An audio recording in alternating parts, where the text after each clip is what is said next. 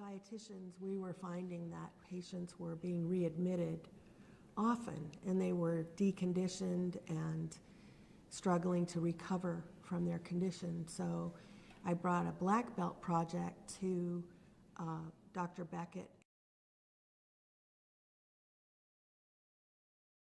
We did a pre-post test with the nurses with posters of plates with food on it. So just showing 25%, 50%, 75%, 100% of intake. And it was amazing that even the nurses and the techs who were charting daily on patient intake were not understanding what that meant. And that was a huge trigger to then send a consult to dietary. So by first steps, we're trying to figure out what the nurses understood, what the doctors understood with the issue, and also to work with quality to make sure we were measuring apples and apples. Because statistically, if we're going to do any kind of a project, we want to make sure our baseline data is consistent.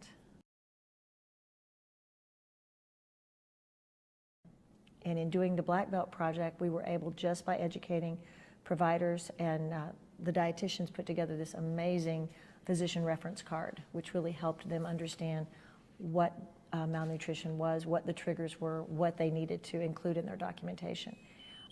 Between that and the nursing documentation, nursing education, we were able to reduce the readmission rate from 42 to 17%. We were able to fund a research assistant, and in doing that, the dietitians would screen the patients with a mini screening tool. We would identify potential patients at risk for readmission for malnutrition. We would consent the patients, and we would send them home with a 30-day supply of supplements, and that's 2 supplements each day. And then we would get their permission to follow up with them for 30 days. We would call them within 3 days of discharge, and then weekly for the 30 days.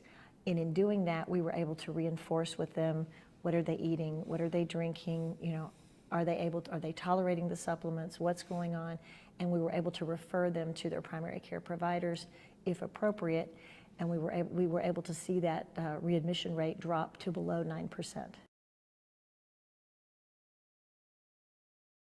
What I really enjoy about the success is that we put together this card. It's completely evidence-based on the ASPEN and A&D guidelines for identifying malnutrition. The physicians now refer to the dietitians for that piece in their care. And then they choose to agree with it or not. And it's been just a great multidisciplinary collaboration.